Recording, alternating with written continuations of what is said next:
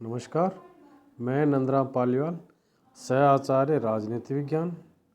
आज इस वीडियो में मनु के अनुसार सामाजिक व्यवस्था क्या है इसके बारे में चर्चा करेंगे।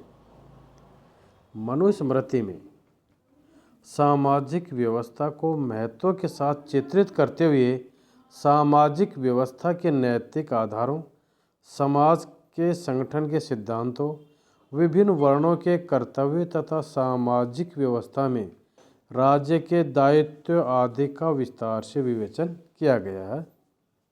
इसमें पहला बिंदु, जैसा कि आपकी स्क्रीन पर दिख रहा है, सामाजिक व्यवस्था के नैतिक आधार। समस्त प्राचीन भारतीय ग्रंथ सामाजिक व्यवस्था के नियमन के लिए सार्वभौमिक नियमों की व्याख्या करते हैं। मनुस्मृति में भी समस्त व्यक्तियों के आचरण को नियमित करने के लिए नैतिक नियमों की व्यवस्था की गई है। इन नैतिक नियमों की संहिता को मनु ने धर्म की संज्ञा दी है। मनु ने धर्म के 5 स्रोत माने हैं: वेद, स्मृति, सज्जनों का आचरण, अंतःकरण तथा राजज्ञा। राजज्ञा को धर्म के स्रोत के रूप में स्वीकार करके मनु ने सामाजिक व्यवस्था के संबंध में राज्य की भूमिका को मान्यता दी है। किंतु राजा द्वारा निर्धारित धर्म के लिए मनु ने यह आवश्यक माना है कि वह धर्म की धारणा में सम्मिलित सार्वभौम नैतिक मूल्यों व मंतव्यों के अनुकूल हो तथा विद्वानों द्वारा युग के संदर्भ में की गई धर्म की व्याख्या के अनुरूप भी हो। इस प्रकार मनु ने वस्तुतः धर्म को राज्य की विधायी शक्ति के प्रयोग के लिए निर्देशक सूत्र के रूप में मान्यता दी है। मनुस्मृति में सत्य एवं अहिंसा को समाज के सर्वमान्य मूल्यों के रूप में स्वीकृति प्रदान की गई। इनके लौकिक व पारलौकिक महत्व को स्पष्ट करते हुए मनु ने कहा, जो अधार्मिक है, जिसका झूठ बोलना ही धन है एवं जो परपीड़न में लगा रहता है, वह इस लोक में उन्नति नहीं कर सकता। सत्य की महत्ता का प्रतिपादन करते हुए मनुस्मृति में असत्यवादी को आत्मा के अपहरणकर्ता के रूप में माना गया है। मनु ने यमों व नियमों की व्याख्या द्वारा सामाजिक आचरण के नैतिक पक्ष को स्पष्ट किया है। यम के अंतर्गत मनु ने अक्रूरता, क्षमा, सत्य, अहिंसा, इंद्रिय दमन, ध्यान, प्रसन्नता, मधुरता एवं सरलता आदि गुणों को सम्मिलित किया है। मनु के अनुसार नियम के अंतर्गत प्रार्थना, दान, तपस्या, स्वाध्याय, ब्रह्मचर्य व्रत, उपवास, अक्रोध एवं गुरु सेवा आदि गुण सम्मिलित है। मनु ने यमों को सार्वभौमिक नैतिक आस्थाओं के रूप में प्रतिपादित किया है एवं नियमों का संबंध आचरण के व्यवहारिक पक्षों से माना है। अब वर्ण व्यवस्था। मनुस्मृति में सामाजिक व्यवस्था को 4 वर्णों में ब्राह्मण, क्षत्रिय, वैश्य एवं शूद्र में वर्गीकृत किया है। आयु के अनुसार व्यक्ति के जीवन की 4 विभिन्न अवस्थाओं को 4 आश्रमों ब्रह्मचर्य, गृहस्थ, वानप्रस्थ एवं संन्यास के रूप में विभाजित किया है। मनु ने वर्ण व्यवस्था के आधार पर ही व्यक्ति के कर्तव्यों का विवेचन किया है। ग्रंथ में ब्रह्मा के मुख के उत्पन्न होने से ज्येष्ठ होने तथा वेद को धारण करने के कारण ब्राह्मण को संपूर्ण सृष्टि का स्वामी माना गया है। अब विभिन्न वर्णों के कर्तव्य। मनुस्मृति में समस्त वर्णों के लिए कर्तव्यों की विशद विवेचना की गई है। वर्ण व्यवस्था में पहला वर्ण ब्राह्मण। अब ब्राह्मणों के कर्तव्य। मनु के ब्राह्मणों को संपूर्ण व्यवस्था में सर्वोच्च एवं प्रमुख स्थान प्रदान किया है। मनु ने ब्राह्मणों की अन्य वर्णों की तुलना में श्रेष्ठता का कारण स्पष्ट करते हुए कहा है कि वह धर्म की रक्षा करने की अपनी क्षमता के कारण ही सर्वश्रेष्ठ है। मनु ने ब्राह्मण से अपने सम्मानित स्थान के अनुरूप व्यवहार करने की अपेक्षा की है।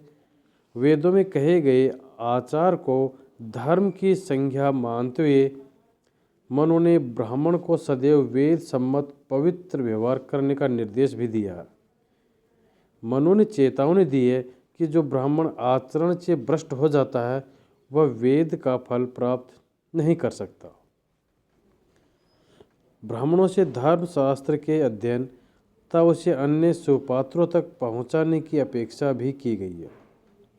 मनुस्मृति में ब्राह्मणों के लिए सदैव आलस्य रहित होकर अपने शिष्यों को वेदों का अध्ययन करवाना आवश्यक माना गया है। मनु ने ब्राह्मण का यह दायित्व माना है कि वह ज्ञानेंद्रियों एवं कर्मेंद्रियों पर संयम रखे। मनु ने 11 इंद्रियों का संज्ञान किया: कान, चर्म, नेत्र, जीभ, नाक, गुदा, लिंग, हाथ, पैर, वाणी एवं मन। इनमें से प्रथम 5 ज्ञानेंद्रियां एवं उसके पश्चात की 6 कर्मेंद्रियां मानी गई हैं। मनुस्मृति में ब्राह्मणों के जिन प्रमुख कर्तव्यों का विवेचन किया गया है उनमें पढ़ना, पढ़ाना, यज्ञ करना, दान देना एवं लेना प्रमुख सम्मिलित है। मनु ने ब्राह्मणों के समाज में सर्वोच्च स्थान प्रदान करते हुए भी यह निश्चित किया है कि इस उच्च स्थान के कारण उनके व्यवहार में किसी प्रकार की निरंकुशता या स्वेच्छाचारिता का अभाव उत्पन्न न हो। ब्राह्मण निष्ठापूर्वक सामाजिक संगठन व व्यवस्था के प्रति अपने दायित्व की पूर्ति करता रहे। इसके लिए मनु ने उसे मानवीय आवेगों एवं संवेगों से मुक्त रहने एवं तुच्छ सांसारिक वस्तुओं का मुँह न रखने का परामर्श दिया है। अतः माना जा सकता है कि समाज के उच्च आदर्शों एवं मूल्यों को समाज में अक्षुण्ण रखने के दायित्व के कारण मनु के ब्राह्मणों को वर्ण व्यवस्था में सर्वोच्च स्थान प्रदान किया है। अब क्षत्रियों का कर्तव्य। मनु ने प्रजा रक्षण के कार्य हेतु क्षत्रियों को उत्तरदायी माना। क्षत्रियों के प्रमुख कर्तव्य प्रजा की रक्षा करना, दान देना, यज्ञ करना, पढ़ना, विषय में आसक्ति नहीं रखना आदि माने गए हैं। मनु ने समाज की रक्षा हेतु क्षत्रिय को उत्तरदायी माना।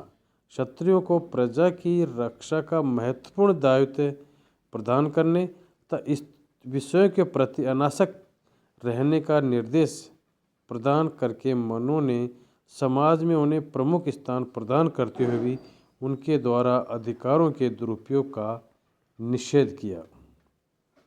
वैश्विक कर्तव्य। मनु ने राज्य की अर्थव्यवस्था के संचालन व आर्थिक विकास के संबंध में वैश्यों की भूमिका को महत्वपूर्ण माना है।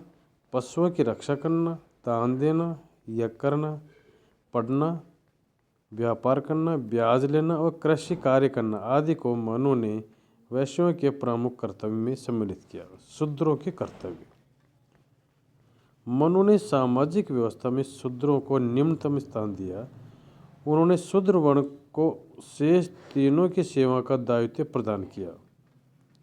मनु के अनुसार ब्राह्मणादि तीनों वर्णों का अभिनंदन करते हुए सेवा करने को शूद्रों का प्रधान कर्म बताया। मनु का मत है कि शूद्र वर्ण के सदस्यों को अन्य वर्णों द्वारा की जाने वाली निंदा, अनिंदा या प्रशंसा पर विचार किए बिना सदैव सेवा कार्य में लगे रहना चाहिए। मनुस्मृति में 4 वर्णों में से शूद्र को ही वेदों के अध्ययन से वंचित रखा गया है। मनु ने शूद्रों के लिए वेदों का अध्ययन वर्जित नहीं किया, अपितु उनके द्वारा वेद के अध्ययन को गंभीर अपराध माना है।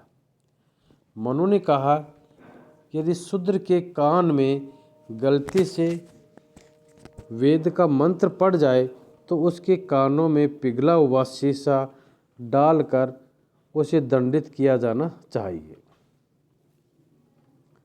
अब विभिन्न वर्णों के मध्य परस्पर संबंध। मनुस्मृति में स्पष्ट किया गया है कि ब्रह्मा द्वारा सृष्टि की रक्षा हेतु ब्राह्मण, क्षत्रिय, वैश्य, शूद्र के अलग अलग कर्मों की सृष्टि की गई।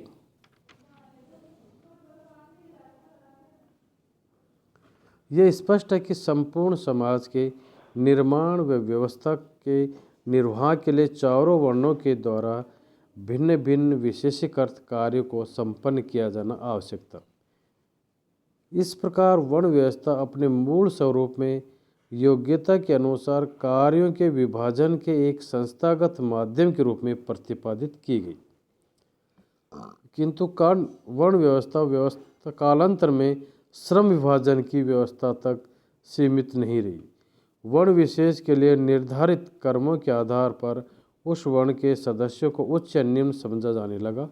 सामाजिक व्यवस्था में वर्ण पर आधारित उच्चता व निम्नता का पूर्वाग्रह मनु के विचारों में प्रखरता से व्यक्त किया है।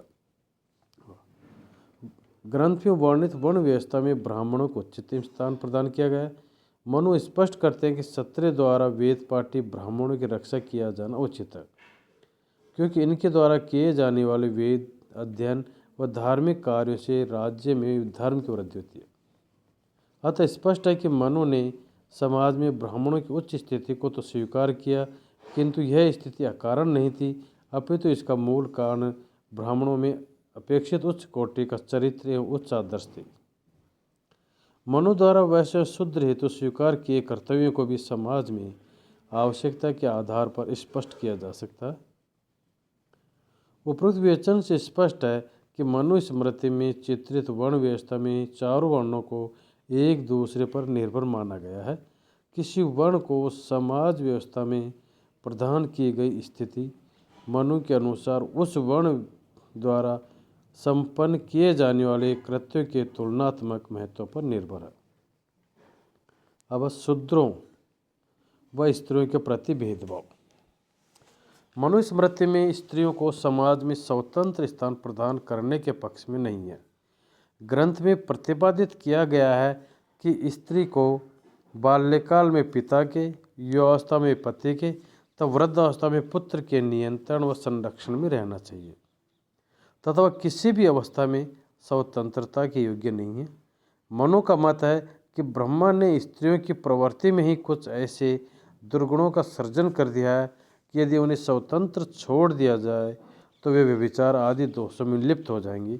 अतः पुरुष को अत्यंत सतर्कतापूर्वक इन पर नियंत्रण रखना चाहिए। मनुस्मृति में सामाजिक समव्यवहारों में स्त्रियों की व्यवस्था स्वतंत्रता का निषेध करते हुए भी पारिवारिक जीवन में स्त्रियों की प्रतिष्ठा तक गरिमा का निर्वाह किया जाना आवश्यक माना गया है। मनु का मत है कि परिवार में स्त्रियों को मान सम्मान, धन व आभूषण आदि के माध्यम से प्रसन्न रखा जाना आवश्यक है, अन्यथा पारिवारिक जीवन सुखमय नहीं हो सकता। मनु ने कहा है कि जिस कुल में स्त्रियों की प्रतिष्ठा होती है उस कुल में देवताओं का निवास होता है, तथा जिस कुल में उनके सम्मान व हितों की उपेक्षा होती है उस कुल के समस्त कर्म निष्फल हो जाते हैं। मनु का शूद्रों के प्रति दृष्टिकोण भी अत्यंत भेदभावपूर्ण रहा है। मनु वास्तव में शूद्रों को स्वतंत्र नागरिक का स्तर भी नहीं प्रदान करते। मनुस्मृति में शूद्रों को दास बना लेने का भी समर्थन किया है। दास के रूप में मनु शूद्र को वेतन दिया जाना भी अनिवार्य नहीं मानते। मनु ने दासत्व को शूद्र के लिए सहज स्थिति मानते हुए कहा कि यदि स्वामी मुक्त भी कर दे तो भी शूद्र दासत्व से मुक्त नहीं हो सकता, क्योंकि यह दासत्व उसका स्वाभाविक कर्म है। मनु ने दासों के उपार्जन की कई स्थितियों का उल्लेख किया है, जैसे युद्ध में स्वामी के पास से विजित होना, जीविका प्राप्ति के लिए दास भाव ग्रहण कर लेना, मूल्य देकर खरीदना, दासी का पुत्र होना या दास का पुत्र होना, ऋण आदि न चुका पाने के दंड स्वरूप दास बन जाना या किसी के द्वारा उपहार में प्राप्त होना। मनु ने दासत्व को प्राप्त हुए शूद्र को संपत्ति का अधिकार भी प्रदान नहीं किया है। उनकी मान्यता है कि दास शूद्र की संपत्ति अनिवार्य रूप से उसके स्वामी को ही दे देनी चाहिए, क्योंकि उसका कोई निजी धन नहीं हो सकता। उसकी विषय वस्तु पर वस्तुतः स्वामी का ही अधिकार होता है। अब है आश्रम व्यवस्था। आश्रम व्यवस्था के माध्यम से मनु ने मानव जीवन के सार्थक काल विभाजन की व्यवस्था की है। मनु ने जीवन को मनुष्य की अवस्था के अनुसार 4 आश्रमों के रूप में विभाजित किया है: ब्रह्मचर्य आश्रम, गृहस्थाश्रम, वानप्रस्थाश्रम एवं संन्यास आश्रम। मनु ने व्यक्ति के लिए पारलौकिक कल्याण को सर्वोच्च स्थान प्रदान किया है तथा स्पष्ट किया है कि जो व्यक्ति चारों आश्रमों में उचित रूप से व्यवहार करते हुए एक आश्रम से दूसरे आश्रम में प्रवेश करते हैं वे मोक्ष के अधिकारी होते हैं। मनु ने संपूर्ण मानव जीवन को 4 भागों में विभाजित करके प्रथम चतुर्थांश को गुरुकुल में रहकर इंद्रिय नियंत्रण करते हुए ज्ञान प्राप्ति हेतु नियत किया है। यह ब्रह्मचर्य आश्रम का नाम दिया। द्वितीय चतुर्थांश को मनु ने व्यक्ति के विवाह एवं सामाजिक दायित्व की पूर्ति के लिए नियत किया तथा तीसरे को गृहस्थ आश्रम की संज्ञा दी गई है। इसमें मनु ने स्वाध्याय हेतु समर्पित माना है। और आखिर का है वानप्रस्थ आश्रम। इसमें वह समस्त सांसारिक मोह माया त्याग कर स्वयं को मोक्ष के लिए समर्पित कर देता है। इस पहला ब्रह्मचर्य आश्रम। मनु ने ब्रह्मचर्य आश्रम में स्थित मनुष्य का मुख्य कर्तव्य शिक्षा प्राप्ति एवं वेद अध्ययन को माना है। मनुस्मृति में ब्रह्मचारी की दिनचर्या, निषेधों एवं दायित्व आदि के बारे में विस्तृत विवेचन उपलब्ध है। ब्रह्मचारी की दिनचर्या एवं उस पर आरोपित निषेधों के विवेचन में मनु का यह दृष्टिकोण स्पष्ट है कि अध्ययन, अनुशीलन एवं विद्वान आचार्य की संगत से व्यक्ति ज्ञानवान एवं विनयशील हो जाता है। आलस्य, हीनता, परनिंदा में अरुचि, निरर्थकता, प्रलाप में अनासक्ति, मिथ्या भाषण से बचने आदि को मनु ने ब्रह्मचारी के श्रेष्ठ गुणों के रूप में स्वीकार किया है। मनु ने ब्रह्मचारी के लिए वेशाभिलाषी कर्मों यानी शरीर के अंगों में तेल, मालिश, जूता या छाता धारण करना आदि के लिए निषेध किया। क्रोध, लोभ, नाचना, गाना, बजाना, जीव के प्रति हिंसा आदि का भी निषेध किया है। दूसरा गृहस्थ आश्रम। व्यक्ति के लिए जीवन का दूसरा आश्रम है गृहस्थ आश्रम। गृहस्थ आश्रम के लिए मनु ने त्रिवर्ग धर्म, अर्थ और काम की स्थापना हेतु प्रयत्न करना उचित माना है। यह इसके लिए उसके द्वारा धन संचय, परिवार पालन आदि को आवश्यक माना है। मनुस्मृति में ब्राह्मण गृहस्थ हेतु किसी दूसरे जीवन को कष्ट पहुँचाए बिना जीवन यापन हेतु धन संचय को उचित माना गया है। ब्राह्मण के लिए अत्यधिक धन संचय एवं सेवा वृत्ति वाले जीवन यापन का निषेध किया गया। जीवन यापन के लिए किए जाने वाले कर्मों के आधार पर मनु ने गृहस्थों को विभिन्न श्रेणियों में विभाजित किया है। मनु के अनुसार षटकर्मा गृहस्थ जीवन यापन हेतु 6 कर्मों आयापित, भक्ष, खेती, व्यापार एवं सूद का प्रयोग करता है। इससे कम परिग्रह वाला गृहस्थ 3 कर्मों यह करना, अध्ययन एवं दान से परिवार पालन का कार्य करता है। इससे भी कम संचय करने वाले गृहस्थ को 2 कर्मों यज्ञ विद्या दान द्वारा अपने परिवार का पालन पोषण करता है। चौथा गृहस्थ ब्रह्मसूत्र एवं वेदाध्ययन से अपने परिवार का पालन पोषण करता है। गृहस्थ के लिए गाने बजाने अथवा काम में अत्यधिक आसक्ति, धन संचयन हेतु पतित कार्यों के आश्रम आदि का भी निषेध किया गया है। तीसरा वानप्रस्थ आश्रम। गृहस्थ के द्वारा उच्च आयु को प्राप्त कर लेने एवं जीवन के सांसारिक लक्ष्यों की प्राप्ति के पश्चात मनु ने उनके लिए वानप्रस्थ का विधान किया। मनु के अनुसार वानप्रस्थ आश्रम में प्रविष्ट हो रहे व्यक्ति को संपत्ति, गृह, ग्राम्य भोजन आदि को त्याग कर पत्नी के साथ अथवा अकेले वन गमन करना चाहिए। वन में वेदाभ्यास करते हुए मान अपमान, शील ताप, सुख दुख आदि द्वंद्व का सामना करना चाहिए एवं सबके प्रति मित्र भाव एवं दया भाव बनाए रखना चाहिए। अब संन्यास आश्रम। मनुस्मृति में मानव जीवन के अंतिम आश्रम संन्यास आश्रम के रूप में स्वीकार किया गया। मनु ने प्रतिपादित किया कि संन्यास आश्रम में प्रवेश करने के पूर्व व्यक्ति को अनिवार्य रूप से देव ऋण, ऋषि ऋण या पितृ ऋण से मुक्त हो जाना चाहिए, अन्यथा वह नरकगामी होता है। मनु का मत है कि वेदों के विधिपूर्वक अध्ययन या पुत्र प्राप्ति के पश्चात ही संन्यास आश्रम के माध्यम से मोक्ष प्राप्ति संभव हो सकती है। मनु द्वारा सन्यासी के लिए ग्रह, सांसारिक सुख, शरीर आदि के मोह का निषेध किया है। मनु का मत है कि सन्यासी को किसी के साथ वैर भाव नहीं रखना चाहिए, किसी का अपमान नहीं करना चाहिए या कटु वचनों का प्रयोग नहीं करना चाहिए। मनुस्मृति में सन्यासी के लिए राग व द्वेष से दूर रहते हुए जीव हिंसा न करने या इंद्रियों पर नियंत्रण रखने पर बल दिया गया है। ग्रंथ की मान्यता है कि सन्यासी द्वारा इस प्रकार इंद्रिय नियंत्रण, वेदानुकूल आचरण एवं कठोर तपस्या के माध्यम से मोक्ष की प्राप्ति की जा सकती है। धन्यवाद।